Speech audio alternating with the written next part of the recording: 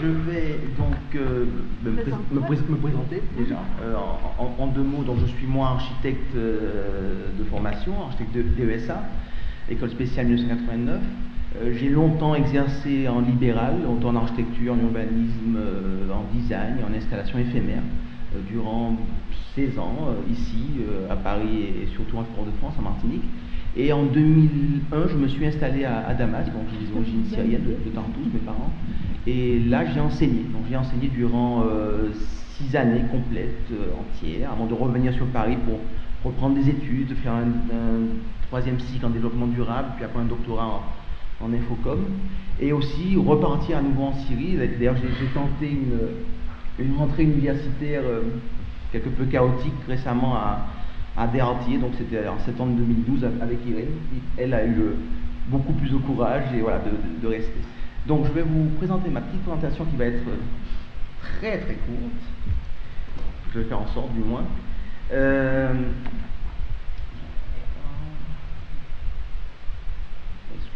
le temps de me mettre en place. Alors pour certains, je vais paraître un peu... Quelqu'un m'a fait une remarque lors du déjeuner en me disant: d'après ton titre, ça paraît complètement décalé.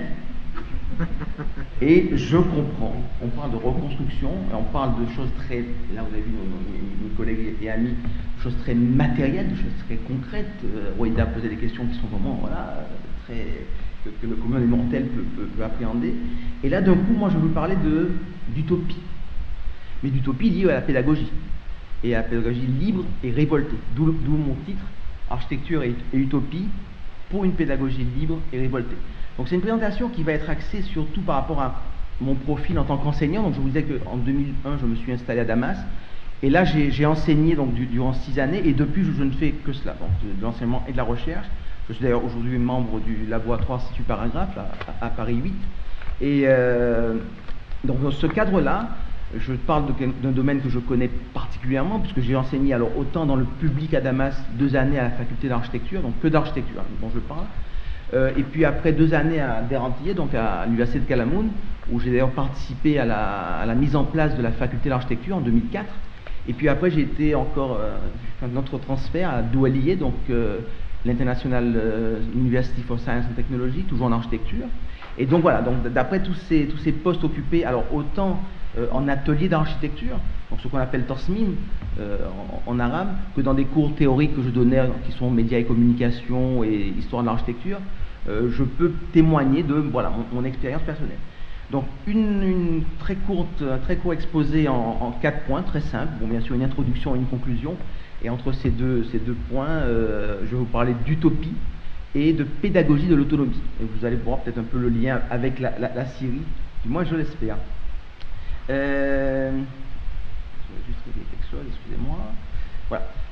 Dans ce cadre précis, donc je disais de l'enseignement de l'architecture, et s'enseignant en atelier d'architecture, ce qu'on appelle en arabe Tosmin, et aussi dans les cours théoriques dont je viens de parler, je peux témoigner du niveau plus que moyen, pour ne pas dire très faible, de ces cadres pédagogiques.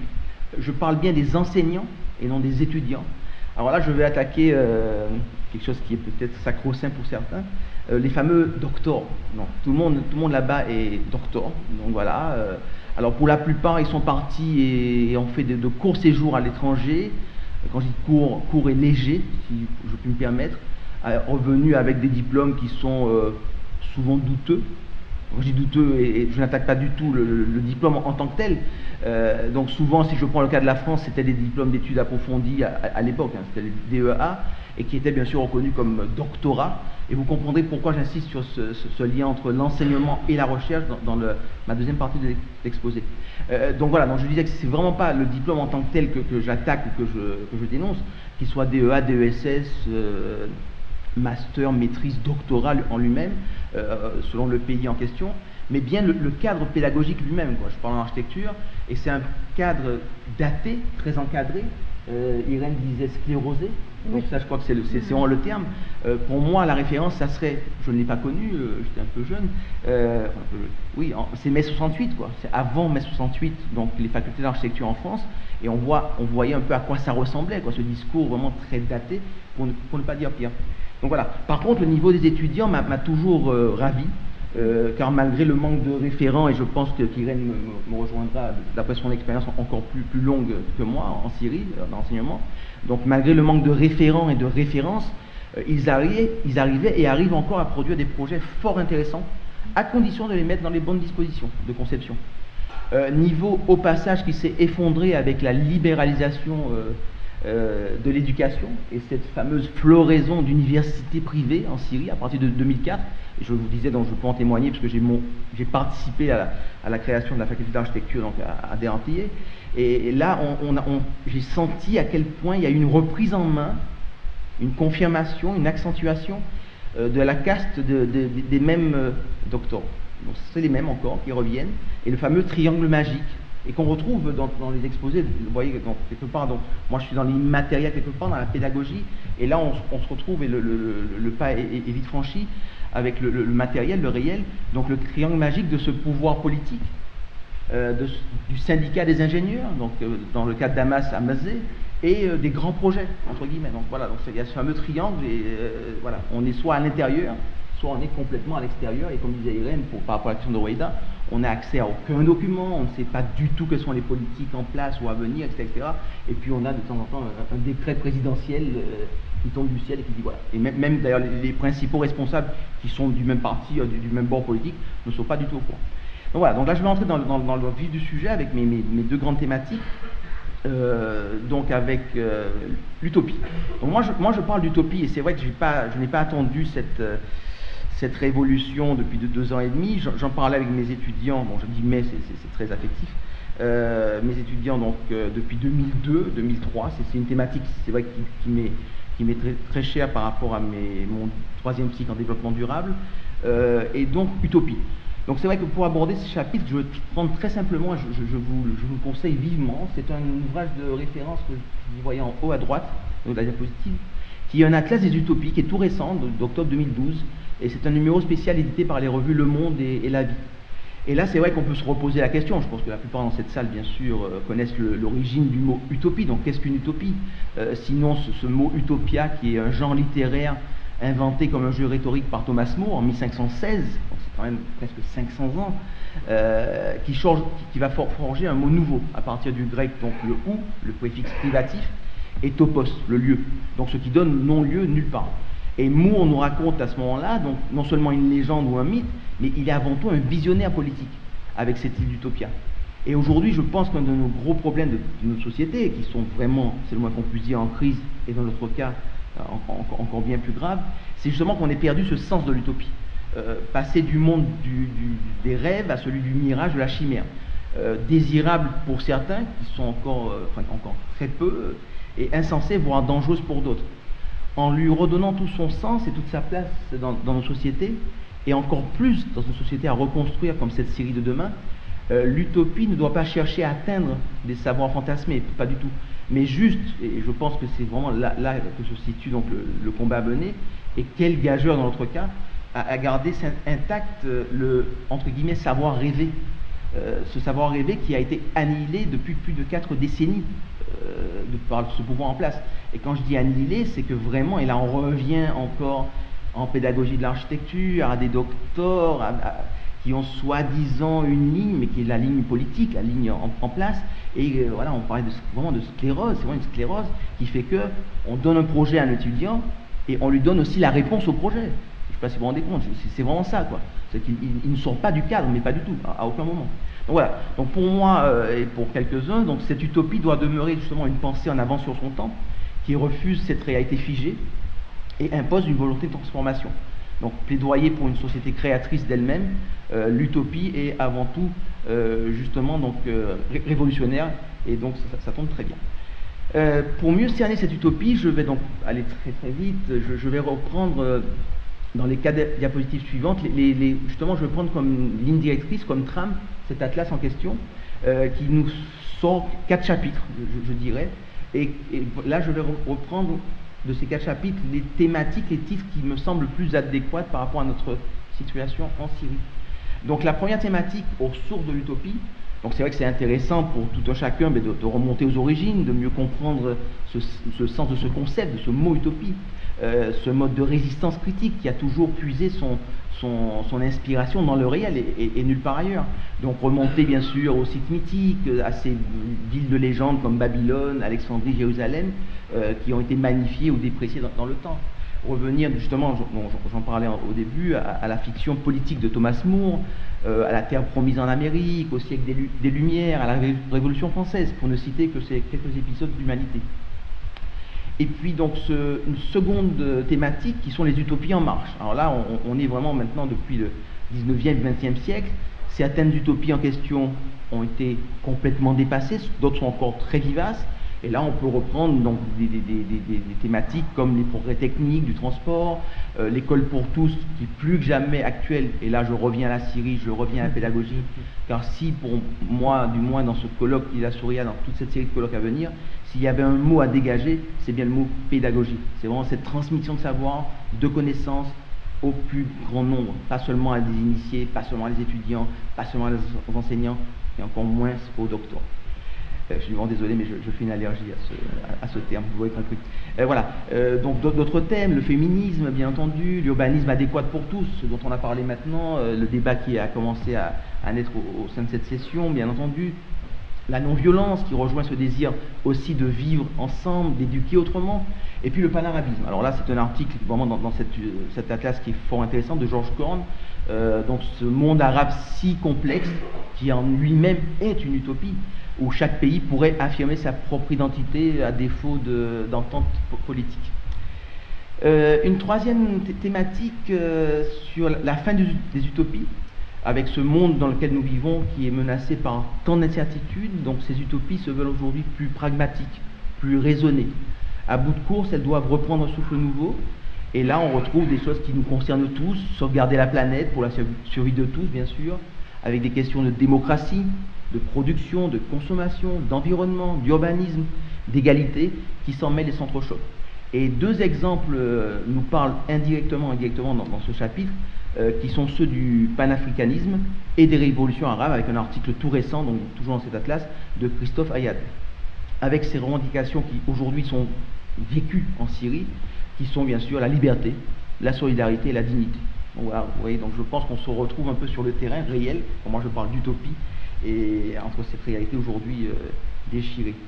Enfin, la quatrième et dernière thématique de cet atlas des utopies, pareil, donc là j'ai retenu les quelques thèmes qui me semblent aller de pair avec la Syrie, et surtout la Syrie de demain, avec des champs infinis. Donc là on est vraiment dans la troisième révolution industrielle, bien entendu, déjà entamée avec les énergies renouvelables. Tout à l'heure, Irène a fait cette parenthèse sur les fours solaires, cette ville verte propre et autosuffisante. On en a aussi parlé tout à l'heure par rapport à Eric qui était remarque dans la salle, donc par rapport à cet SCV qui nous a quittés, qui parlait justement de ville verte, des institutions internationales à repenser. Là, c'est vraiment le cas de le dire, voilà, par rapport à la Syrie, l'ONU, ça doit vous dire quelque chose, etc.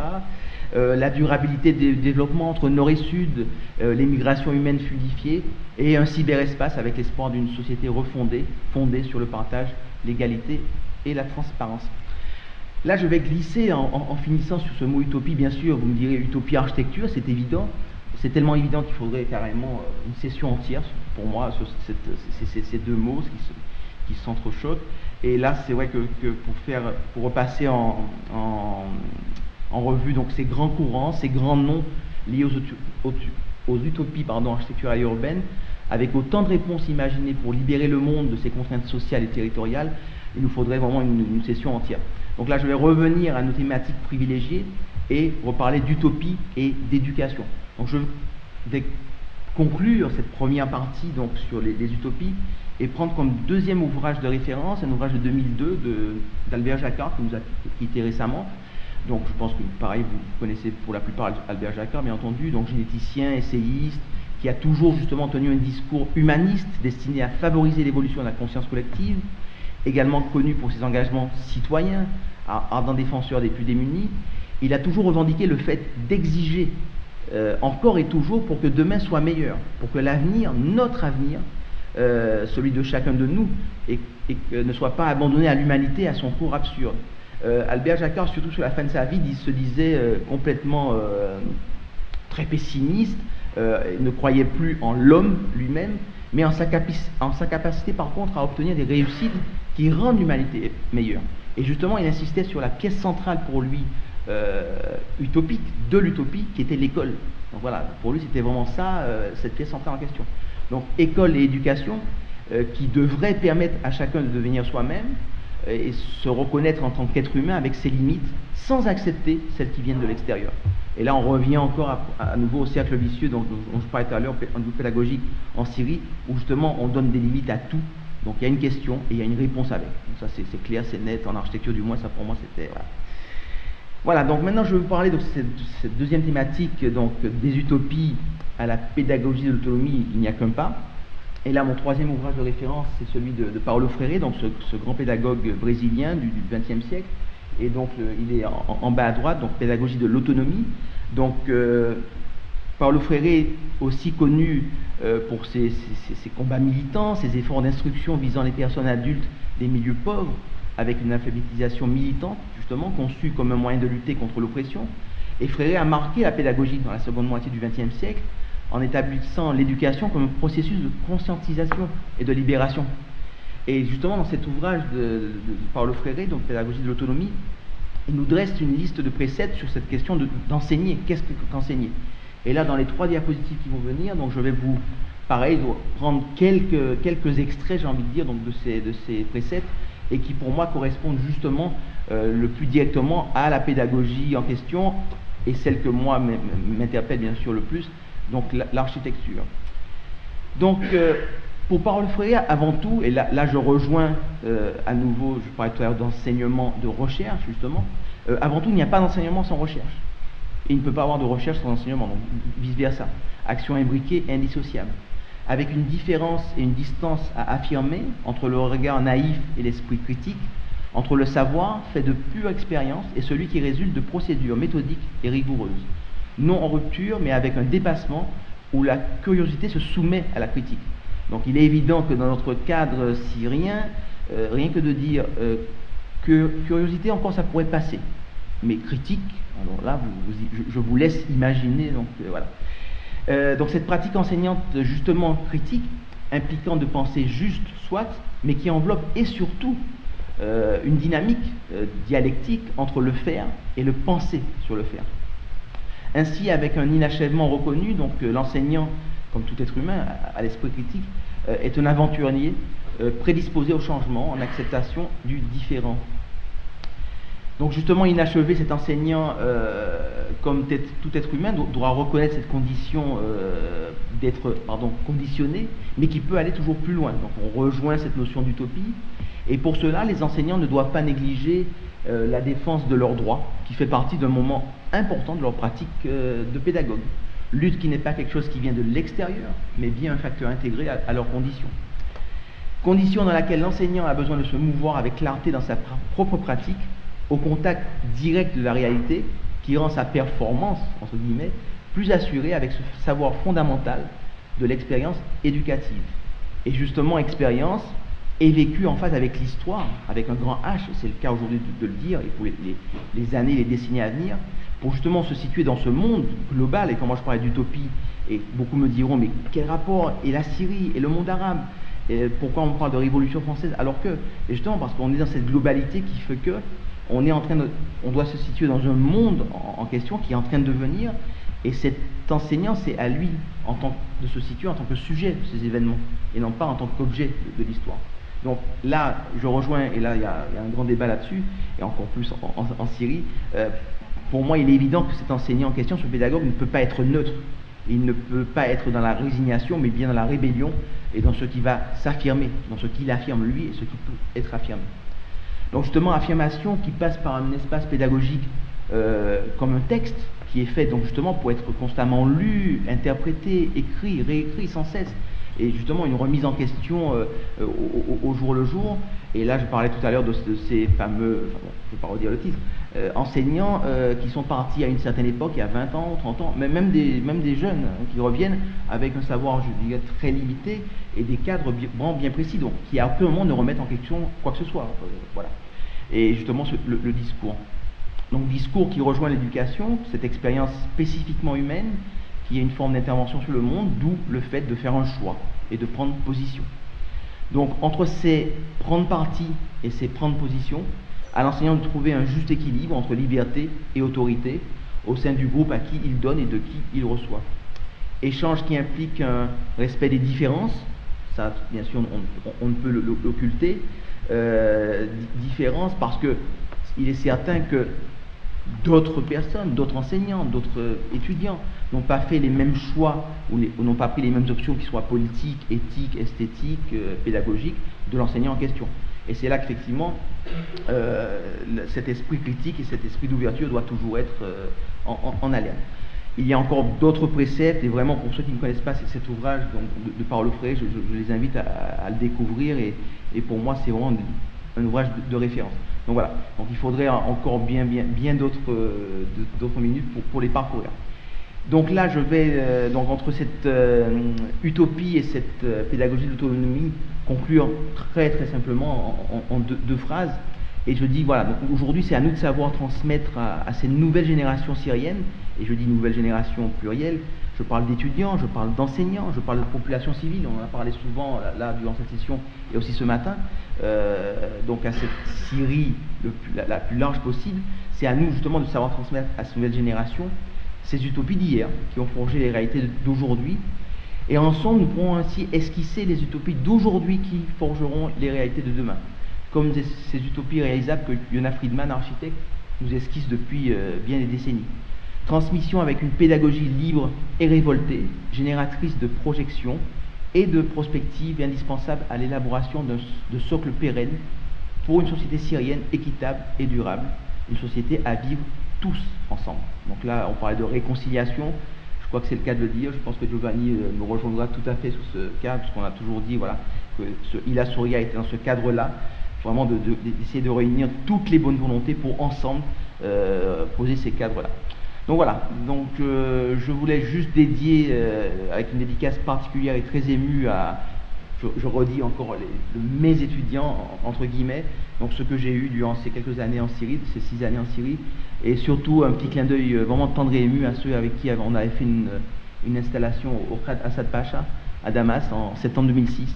Et vraiment cette génération, je pense que c'est à elle qu'on va passer tous ces savoirs, ces transmissions pour, espérons, c'est eux qui esquisseront donc des lendemains, espérons meilleurs, donc voilà, pour la Syrie de demain. Merci à vous, merci beaucoup.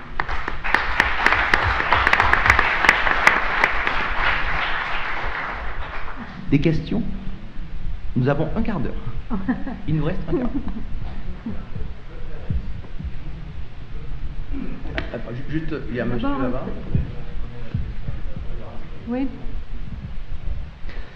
Merci beaucoup pour la présentation très enrichissante. Et j'ai une question, n'y a-t-il pas une sorte parfois d'incompréhension de ce sens de l'utopie dans certains milieux, et surtout quand je pense à l'expérience de la Syrie, dès le début de la révolte, malheureusement moi dès le début j'étais déjà en dehors du territoire syrien, et j'avais toujours cette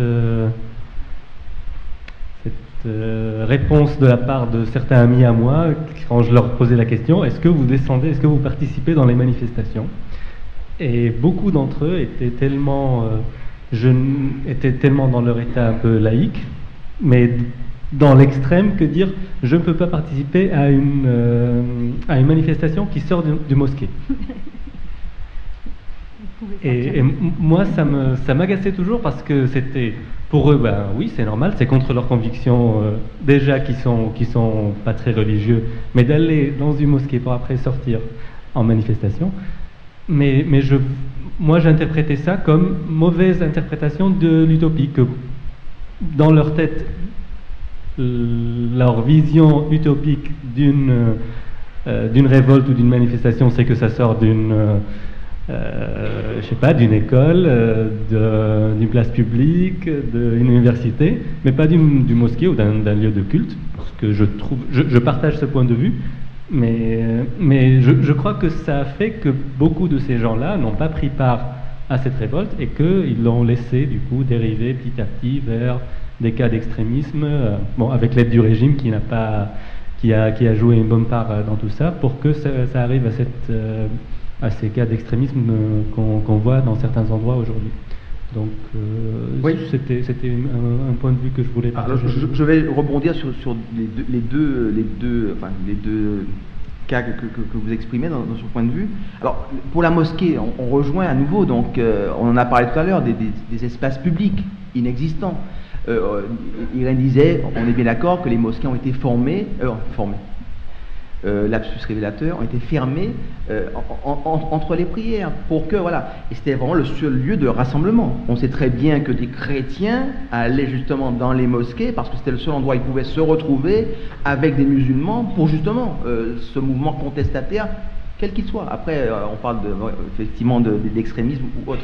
Donc voilà, donc quelque part, oui, tout pour moi, on se retrouve entre cette réalité et ma présentation, quand moi je parle d'utopie qui est peut-être plus irréelle ou plus déconnectée, mais pour moi elle est tout à fait liée directement, donc on est bien d'accord. Et pour rejoindre ce que vous disiez sur l'utopie, moi quand je parlais d'utopie à mes étudiants, c'était en 2002, je commençais à en parler, déjà le mot utopia. Bon, oui, utopia, on disait utopia, mais aucune idée, ni de l'origine, ni de, voilà, etc., etc. Et c'était une révolution déjà, c'était vraiment une révolution. Et moi, je connaissais des collègues au niveau de l'administration, je ne dirais pas quelle université, qui me laissaient faire, qui me laissaient dire, sachant que c'était quand même plus que contestataire, ce dont je parlais. J'étais une sorte d'alibi, quoi. Donc j'étais l'alibi du coin. Donc vous voyez, nous sommes libres, on laisse parler Yacoub, mais ça sert à rien de toute façon, ils vont rien comprendre, et ça, voilà. Donc en gros, donc, oui. Peut-être, je ne sais pas, quelqu'un était ici. Qui a le micro, je ne vois pas. Si je peux me permettre. Ah oui, bien sûr. Salut. C'est juste, comme vous êtes en train de dire, je crois, quelque chose qui est très dangereux dans l'utopie quand ça devient quelque chose de défini. C'est ça le truc le plus dangereux. Comme on dit, le rêve, c'est ça. C'est comme l'infinity, c'est 7 chiffres. Bien sûr. Et ça devient très très dangereux, comme c'était très très négatif pour la révolution, quand on a dit l'utopie, c'est quelque chose... Il ne faut pas sortir de mosquée. Nous sommes bien d'accord. C'est la pédagogie, dont toi tu l'as connue bien sûr. Nous sommes bien d'accord. Nous avons plus que jamais maintenant. Nous ne sommes plus présents, Irène et moi, entre autres. En Syrie, nous avons des enseignants qui viennent avec un thème. Donc là, je parle du projet d'architecture, et les réponses sont déjà connues. Les réponses, c'est ça. C'est que l'étudiant qui ose dévier, mais du millimètre. C'est non, c'est carrément non. C'est la réponse de A, c'est B, point. Donc là, on ne peut pas être dans un... C'est... Hélas. Oui. Oui, j'ai deux ou trois points, deux ou trois questions. Une première sur la session de ce matin. Il a été question d'une vision occidentale du patrimoine. Je voudrais que ce point soit développé si possible. Le deuxième point, c'est que je ne vois pas de lien entre les deux sessions autour de cette question de la reconstruction et du patrimoine ces points qui ont été évoqués ce matin. Et puis un troisième point que j'ai oublié. Alors vous voulez peut-être... Après, Monsieur, donc on va peut-être après rebondir. Vous pouvez aussi, Valérie... je vais essayer d'être synthétique et j'essaie d'être simple, parce que le sujet, il est simple. Il n'est pas simple. Parce que l'utopie, en fait, c'est quoi? C'est un terme philosophique. Et là, votre conférence travaille deux concepts, l'architecture et l'utopie. Et là, on est dans l'imaginaire, le réel et le symbolique. Okay? Si on prend des œuvres autres que les références que vous avez mentionnées, nous avons en France Samir Ali, qui est un Égyptien qui a parlé le corps, dans le corps réel et imaginaire dans son premier ouvrage, dans la première œuvre. Et donc, en fait, il y a un cheminement du réel vers l'utopia, vers l'utopie. Ce cheminement passe par plusieurs grades, dont la vulnérabilité humaine, à savoir l'être humain, c'est un être biopsychosocial.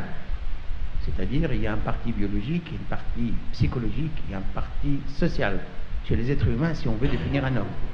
Et à partir de ce moment-là, s'il y a trois choses dans l'homme, la biologie, la psychologie et la sociologie, et s'il y a l'imaginaire, le symbolique et le réel, imaginez-vous, si vous multipliez 3 par 3, ça vous donne 9. Mais il faut bien commencer. Voilà.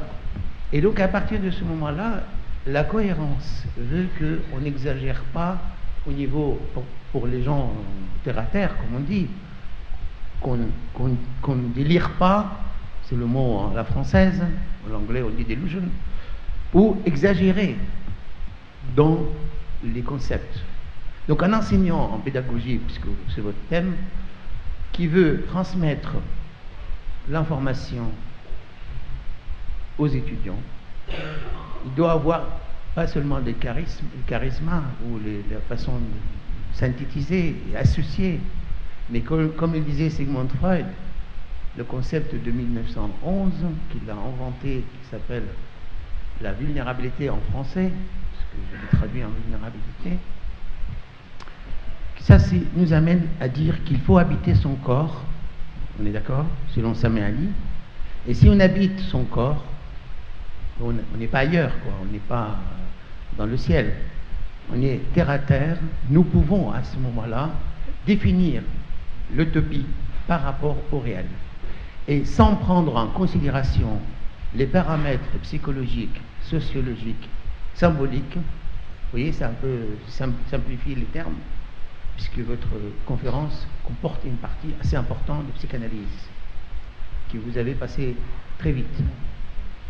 Et donc voilà, je termine pour dire que je suis très très intéressé par votre création, pour votre créativité, puisque vous essayez de joindre l'architecture, qui est un concept réel, c'est-à-dire 1 plus 1 égale 2, alors que l'utopie 1 plus 1 égale 10 ou 20 ou 100, voire même 1 million. D'où les problématiques dans le monde arabe, l'exagération dans tout.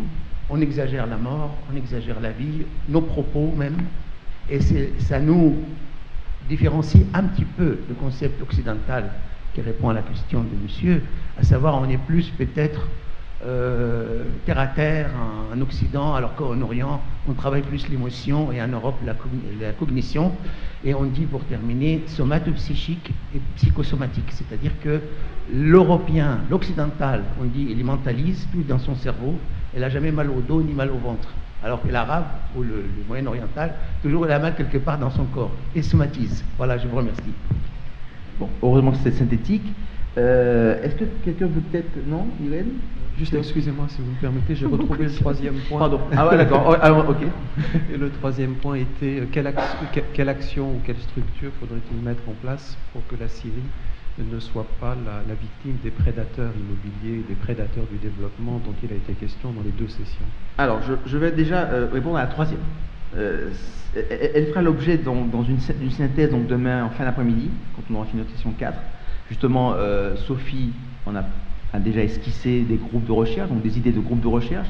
Et donc là, on en parlera si vous voulez bien demain, donc j'espère que vous serez parmi nous, justement sur des groupes de recherche qu'on voudrait mettre en place, qui soient en archéologie patrimoine, qui soient en architecture, qui soient demain avec ceux qui vont parler de droit des minorités, etc. etc.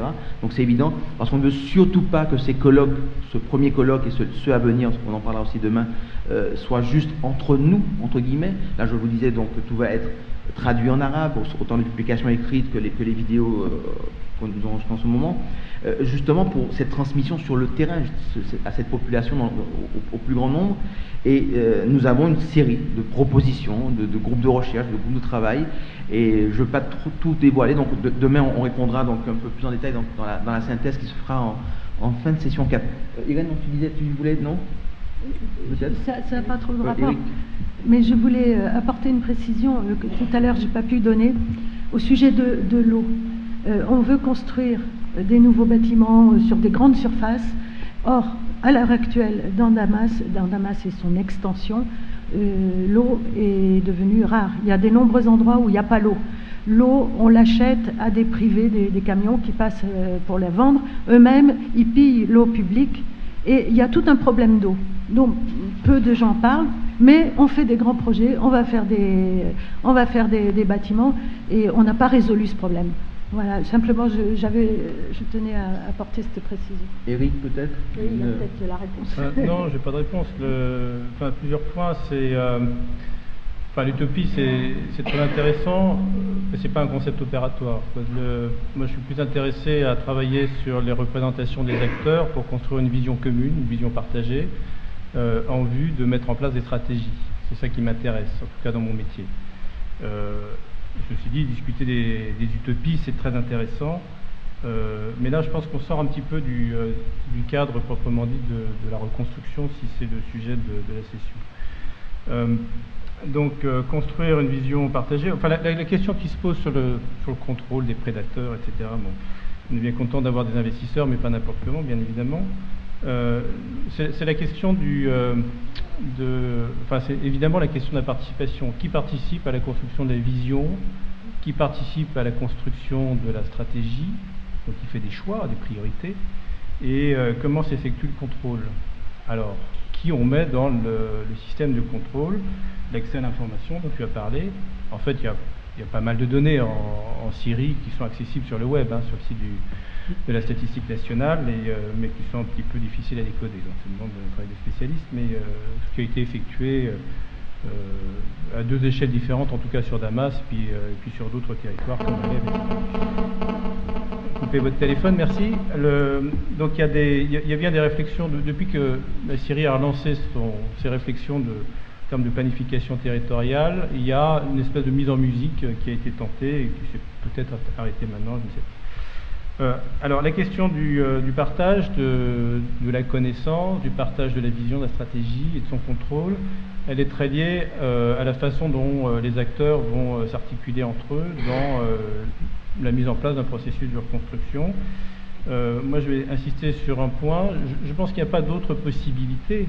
Les élections ne sont pas suffisantes. Il n'y a pas d'autre possibilité d'avoir un réel contrôle de la population, un système participatif, que de confier à l'échelon le plus bas possible, selon la nature des projets, le plus proche possible du citoyen, donc, et de confier le contrôle de l'implantation des projets, de leur mise en œuvre, même dans la définition, au niveau territorial le plus bas possible. C'est le principe de la subsidiarité qui doit guider les principes pour assurer, limiter autant que possible que les projets échappent au contrôle citoyen, si c'est ça la question qui est posée.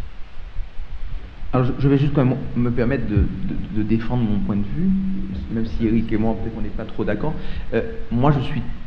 le colloque c'est reconstruction immatérielle et matérielle. Donc peut-être que je me situe plus dans l'immatériel, mais moi je me situe sur du long terme. Moi je parle de maîtres d'œuvre qu'on doit former aujourd'hui, et ces maîtres d'œuvre vont agir dans 20 ans, dans 25 ans, dans 30 ans. C'est pas tout de suite. Je parle pas tout de suite, on est bien d'accord. Et je parle, pardon, juste pour finir, ces utopies que je voudrais avoir cette prétention de transmettre à ces nouvelles générations, je ne pense même pas à des étudiants d'aujourd'hui. Je pense à des étudiants dans 20 ans. Donc voilà, juste ça. Alors vraiment, on a très très peu de temps. Nous sommes liés à des techniciens qui ont des horaires très précis.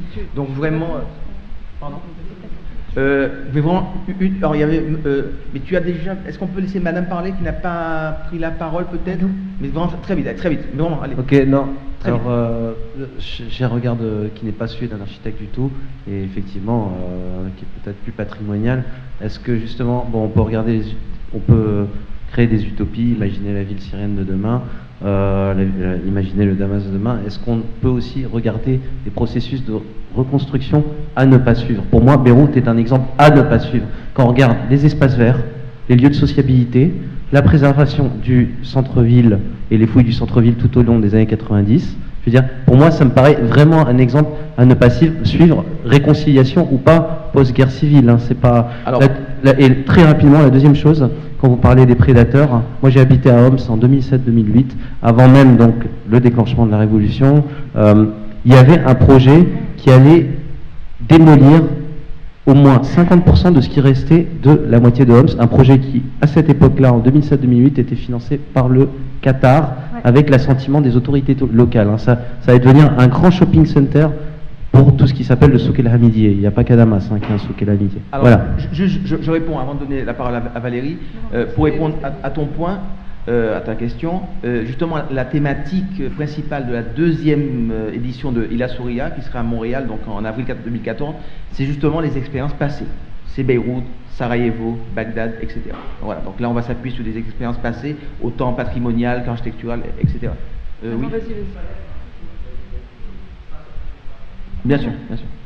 Alors, moi, c'était simplement une remarque, pas une question, mais ce qui m'a intéressé en fait dans ce concept d'utopie, c'est justement la création d'un espace critique et un apprentissage de la critique. Et quelque part, comprendre qu'est-ce que c'est que la critique, c'est aussi quelque part un ingrédient très important dans ce qu'on peut appeler la participation, la vraie. Et justement le début et l'essence même de ces projets que l'on veut arriver à créer. Donc quand on fait de la participation, on est ouvert à la critique. Voilà, c'est tout. Absolument. Valérie, juste, moi j'aimerais faire une petite remarque à propos de plusieurs choses qui se sont dites. On a parlé des prédateurs, des investisseurs, on a parlé d'un exemple à suivre ou non, des utopies. En fait, on parle toujours d'expériences, de choses, comme si elles existaient toutes seules. Un exemple qui existerait toutes seules, des investisseurs qui seraient en électrons libres, qui arriveraient comme un tremblement de terre, ou des idées comme les utopies, qui sont des choses construites, qui sont des images, qui sont des idéaux que chacun construit. Moi, c'est vrai que je travaille sur la façon dont tout ça, en fait, est approprié par les gens, et que ça se transforme en décision. Et à ce moment-là, je crois qu'on peut difficilement parler d'utopie sans parler de représentation de ces utopies. Chacun a la sienne. Et de stratégie, c'est-à-dire comment ces utopies, ces exemples et ça sont utilisés ou non. Et à ce moment-là, quand tout à l'heure je parlais, je disais qu'il y avait des politiques concurrentes, sur des espaces particuliers, les quartiers informels, c'est des politiques concurrentes, c'est des visions concurrentes, des stratégies concurrentes. Et en fait, ce qui est intéressant, c'est de savoir comment se construire des décisions, comment s'établir les rapports de force, mais également les rapports, comme tu disais, comment se construisent les idées les unes par rapport aux autres. Là, il y avait une des définitions que tu disais, on n'invente pas tout seul, on n'est pas éduqué par les autres, on s'éduque par soi-même, tout est en interaction. Et donc je voudrais dire que n'importe quelle décision pour un seul projet est déjà le fruit de l'articulation entre les stratégies des uns et des autres et les idéaux des uns et des autres. Chacun fait son... En fait, moi j'avais appelé ça chacun a son profil topique dans ma thèse. Et sachant que chaque décision est unique et qu'il y a une multiplicité de décisions, ne serait-ce que dans la reconstruction. Donc voilà, c'est quelque chose de complexe et que tout ce qu'on est en train de dire, en fait, on ne peut pas jamais dire il y a un bon exemple ou pas. Voilà. Giovanni peut-être, pas de micro, Giovanni, micro, mais bon très très vite là, on a... Non, micro, pas de micro, mais c'est juste pour terminer en disant qu'il ne faut pas être trop utopiste, d'accord, et j'entendais parler du Liban, pendant que j'entendais parler du Liban, je pensais à l'Italie, l'après-guerre, la reconstruction. Et bien, c'est un très bel exemple de tout ce qu'on peut faire et puis mal faire, défaire. Souvent, après la reconstruction, il y a de nouveau une déconstruction. Et il faut accepter que l'être humain, c'est ce qu'il est. Et le paradis, je ne pense pas que c'est au 5e étage, 9e étage ici. D'accord? Alors, Non. Moi, je termine tout simplement en disant, si j'ai une utopie, c'est celle d'espérer que le patrimoine matériel qui a quitté la Syrie, c'est-à-dire les humains, puisse retourner en Syrie pour construire le pays. Merci. Je pense que c'est une très belle phase de conclusion. Donc je vous invite à nous retrouver demain pour la session 3 à 9h30 ici même. Donc société civile, État, problématique au pluriel. Merci à vous tous pour votre suivi de cette longue journée et à demain. Merci encore.